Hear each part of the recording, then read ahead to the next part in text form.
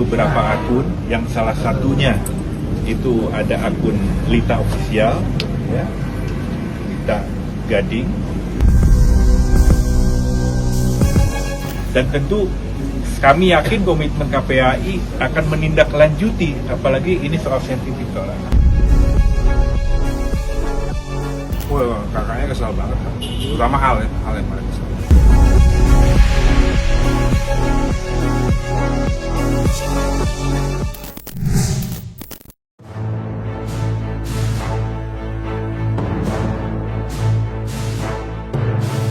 Perjuangan Ahmad Dhani mencari keadilan untuk kedua buah hati kini resmi memasuki babak yang baru. Ya, pada tanggal 9 Juli 2025 kemarin, Ahmad Dhani telah menyambangi kantor Komisi Perlindungan Anak Indonesia guna membuat laporan terhadap psikolog sekaligus konten kreator, Dr. Lita Gading. Hal itu dilakukan oleh Ahmad Dhani lantaran Dr. Lita Gading diduga melanggar Undang-Undang Perlindungan Anak dalam salah satu video unggahannya. Setelah dikonfirmasi lewat pesan singkat oleh tim Cumi-Cumi, Dr. Lita Gading pun memberikan tanggapannya soal kedatangan Dhani. Di mana wanita yang dikenal pula sebagai pengamat sosial itu memberikan tanggapan yang menohok. Tolong pahami ini ya. Sebaiknya introspeksi diri, jangan mencari kesalahan orang, apalagi yang dia laporkan adalah orang yang ahli dalam bidangnya sebagai pengamat sosial dan psikologi. Kalau mau, silahkan dia melaporkan seluruh netizen. Harusnya terima kasih, saya mengkondisikan anaknya dari bulian netizen. Jadi ada indikasi beberapa akun yang salah satunya itu ada akun Lita Official, ya, Lita Gading, ya. Di situ kita lihat di video yang beredar di masyarakat itu menampilkan foto anak di bawah umur, juga kemudian nama anak atas nama SA, ya, yang memprovokasi persoalan-persoalan stigma orang tuanya dipersoalkan dan sebagainya, ibu seolah-olah membenarkan tindakan netizen membuli anak yang bersama. Dan ini sangat melanggar, ya, bukan hak anak, ini melanggar hak anak dalam pelindungan, hak anak mendapatkan privasi, hak anak untuk tidak diliput oleh media, dipublikasi, apalagi berdampak pada psikososialnya.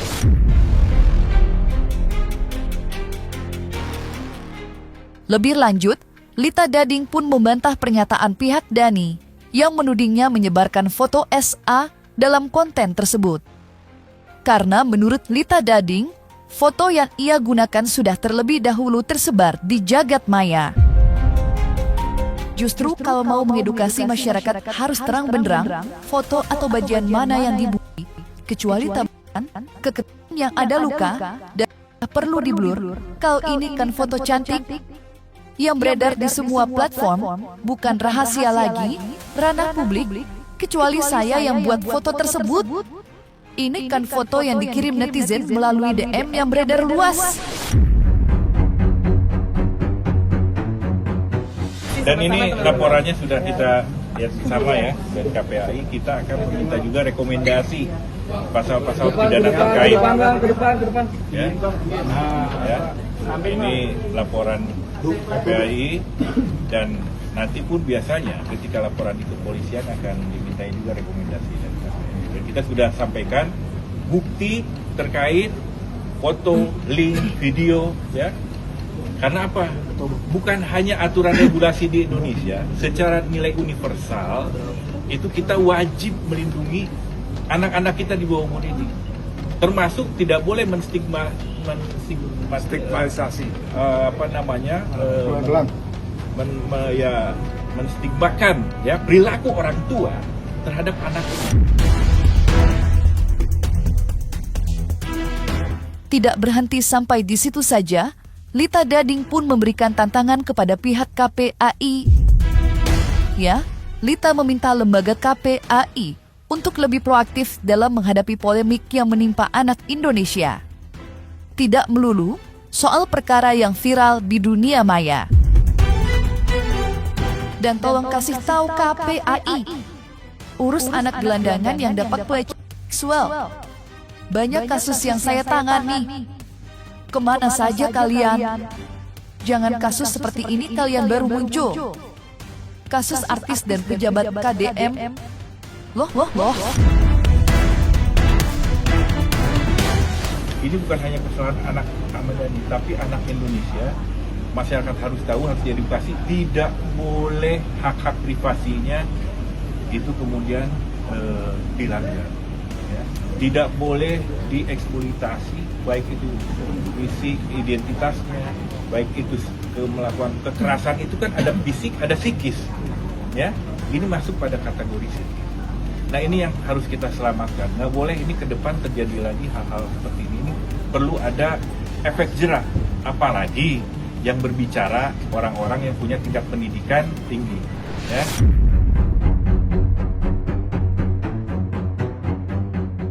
Selain itu, Lita Gading pun memberikan masukan yang tak kalah pedas untuk Ahmad Dhani. Yang mana, ia meminta Ahmad Dhani untuk lebih fokus menjalankan perannya sebagai wakil rakyat. Jangan cari masalah lah. Mending fokus jadi anggota DPR yang bayar gaji dia kita-kita rakyat yang bayar pajak. Please kerja nyata, jangan cari sensasi mulu. Dan tentu kami yakin komitmen KPAI akan menindaklanjuti, apalagi ini soal sensitif. Terlepas dari tanggapan Dr. Lita Gading, kobaran api amarah ternyata sudah menyala cukup lama di hati kecil Ahmad Dhani. Ya, jauh sebelum acara pernikahan Al-Ghazali pun, amarah itu sudah terlebih dahulu terpercik. Namun, percikan kecil itu akhirnya berkobar dengan terang pasca Dr. Lita Gading mengunggah kontennya. Lantas, sebesar apakah dampak negatif yang dihadirkan perkara ini kepada kondisi mental SA? Bagaimanakah penjelasan Ahmad Dhani terkait hal tersebut? Ya reaksi ya ada lah, reaksinya ada lah, pasti ada reaksi. Entah murung, entah bagaimana. Kalau murung pasti, ya kan, murung pasti. Kalau sekolahnya sih, kalau teman-teman sekolahnya sih backup ya, teman-teman sekolahnya support banget. Untungnya teman-teman sekolahnya itu support. Jadi teman sekolahnya bahkan ikut jadi netizen juga membela Safia gitu. Teman-teman sekolahnya. Itu pasti akan berdampak secara psikis kepada setiap individu, baik itu individu anak-anak, remaja atau siapapun. Khususnya kepada anak-anak pasti akan sangat memiliki dampak, gitu, ya. Khususnya dampak-dampak negatif. Dan itu pasti akan memberikan pengalaman-pengalaman yang tidak menyenangkan untuk seorang anak. Jadi kalau ditanya gangguan mentalnya seperti apa, yang pasti yang secara umum itu dia pasti akan merasakan yang namanya cemas. Ya, semua individu punya tingkat cemas, cuma masing-masing orang akan berbeda tingkatannya. Ada yang tingkatannya sedang, kecil atau bahkan tinggi gitu ya. Nah, jadi seorang anak ketika dia mengalami kecemasan dan itu makin bertingkat gitu ya, makin lama makin naik, itu akan membuat secara psikis kejiwaannya juga akan terganggu. Enggak, kalau saya lebih memikirkan dampak Indonesia di masa depan. Gitu. Jadi ternyata rakyat, masyarakat kita, khususnya netizen itu ternyata banyak yang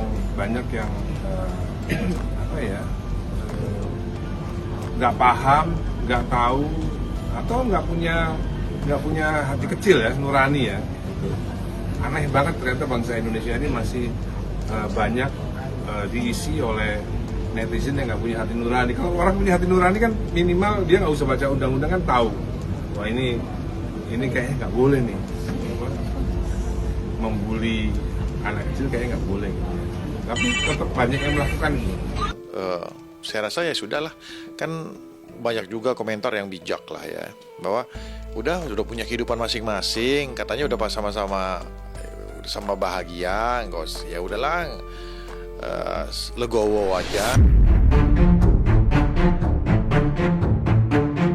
Habis benar nampaknya, kesabaran Ahmad Dhani menyaksikan nama sang buah hati kini harus menjadi sasaran cibiran masyarakat. Tata damai pun sepertinya sudah tidak ada lagi di benaknya. Yang ia inginkan hanyalah satu, memberikan ganjaran setimpal kepada para pihak yang ia duga sudah menghadirkan luka di benak kedua buah hati. Sampai-sampai Dhani memberikan sinyal bahwa perkara ini akan ia bawa ke jalur hukum dengan melayangkan laporan polisi. Lantas benarkah Dhani sudah benar-benar menutup pintu maaf dan peluang komunikasi? Nggak ada. Karena dia sudah mengaku sebagai psikiater, psikolog. Itu nasibnya dia lah gitu. Kalau netizen yang pendidikannya rendah, ya kita maafkan ya. Beberapa sudah kita hubungi, kita identifikasi, dan udah banyak yang minta maaf. Itu karena kita lihat ya TKW, ya oke lah kita masih maaf gitu ya. Ada yang banyak yang dari mereka yang memang pendidikannya rendah, ya kita maafkan. Tapi kalau mereka udah ngakunya psikiater, psikolog, nggak ada. Berarti tutup pintu maaf nggak dan ada. komunikasi ya, Bang? Ini untuk pembelajaran buat ke depan supaya kita sebagai masyarakat yang berpendidikan lebih daripada mereka harus melindungi anak daripada kekerasan terhadap anak, baik psikis maupun fisik. Ya kita ini kan negara hukum ya, kita prosesnya sekarang hukum aja lah. Prosesnya secara hukum. Makanya saya undang Pak Aldwin sebagai pengacara itu kan begitu. Jadi sesuatu yang bisa diproses dengan hukum, proses dengan hukum aja. Ya. Banyak yang mengirimkan video ke saya mengenai ini nih.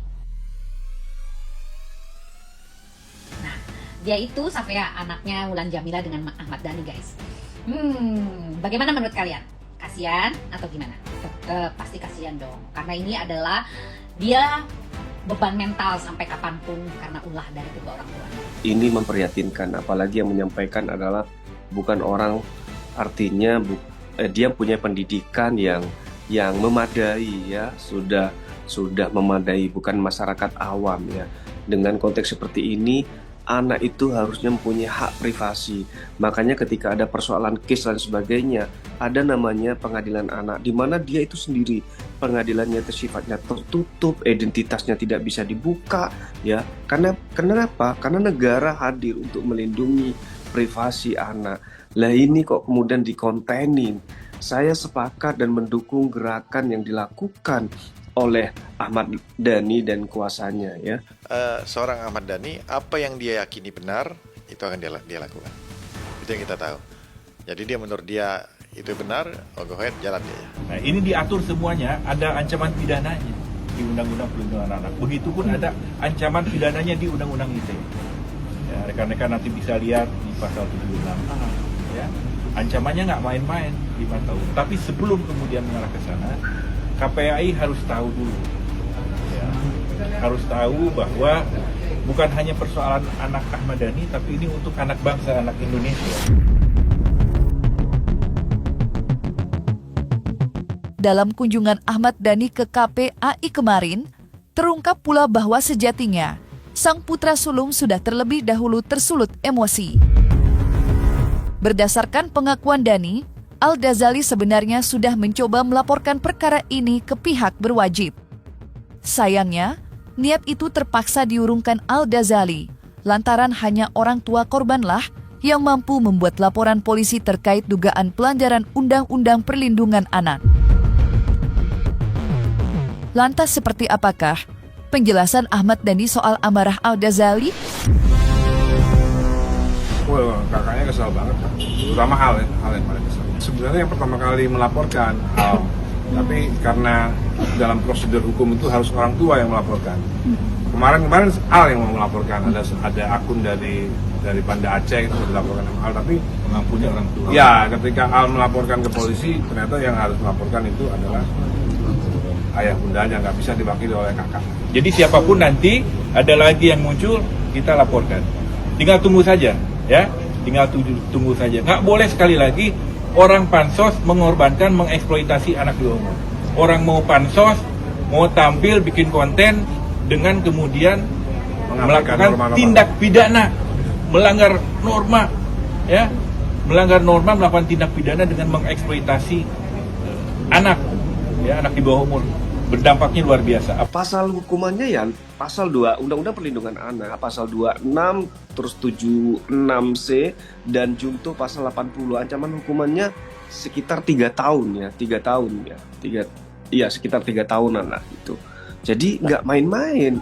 Belum lagi nanti misalnya orang tuanya Ahmad Dhani atau istrinya merasa dengan konten itu kemudian ada pencemaran nama baik. Dari sisi itu bisa saja kemudian dilaporkan Undang-Undang ITE gitu ya.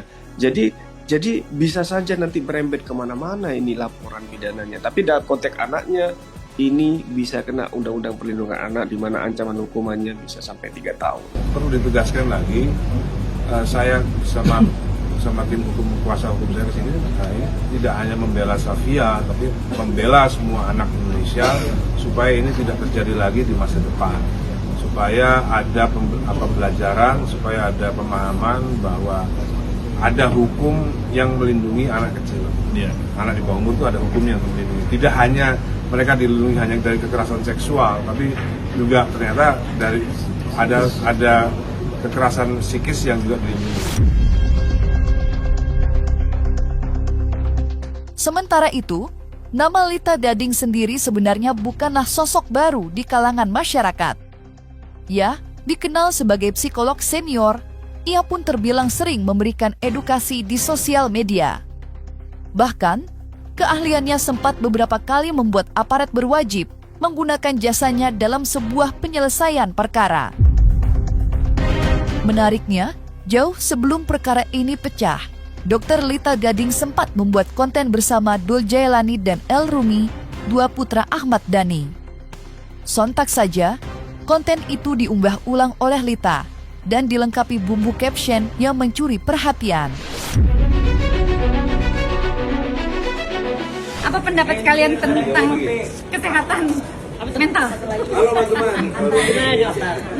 Pentingnya kesehatan mental untuk seorang Dul. Bagi aku mungkin di Indonesia ini mungkin agak sedikit tabu ya. Mungkin orang ke psikolog, ke psikiater dibilang orang gila, padahal nggak juga gitu. Benar. Bagi saya kadang kita memang memerlukan ahli dalam ahlinya ya, ahli jiwa ya. Ya itu sama aja kayak ini sih, perawatan wajah, perawatan rambut. Nah kadang kita juga kadang-kadang kan jiwa ini kan kadang juga jerawatan, dikasih skincare ya. Iya bener banget, betul banget, keren. Berarti dia orang yang sering main ke luar negeri. Enggak lah. Jadi memang betul bagus banget, itu punya mindsetnya udah bagus banget. Hai, ini ketemu lagi nih dengan cowok ganteng yang keren, milenial. Kesehatan mental itu penting ya. Menurut kamu Pak, bagaimana kesehatan mental itu?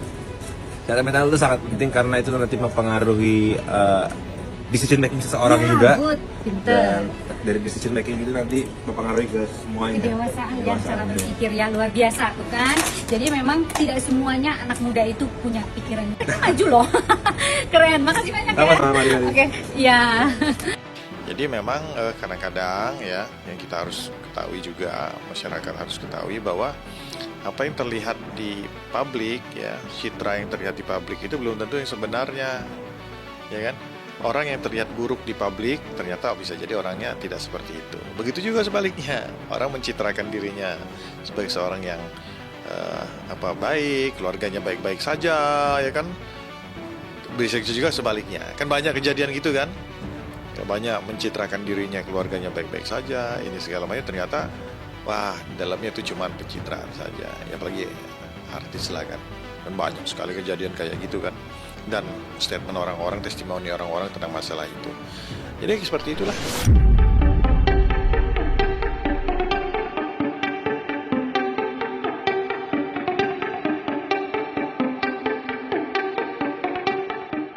Nah, selesai sudah, Cumi Lovers. Jangan lupa untuk like, subscribe, dan juga share channel YouTube Cumi Cumi.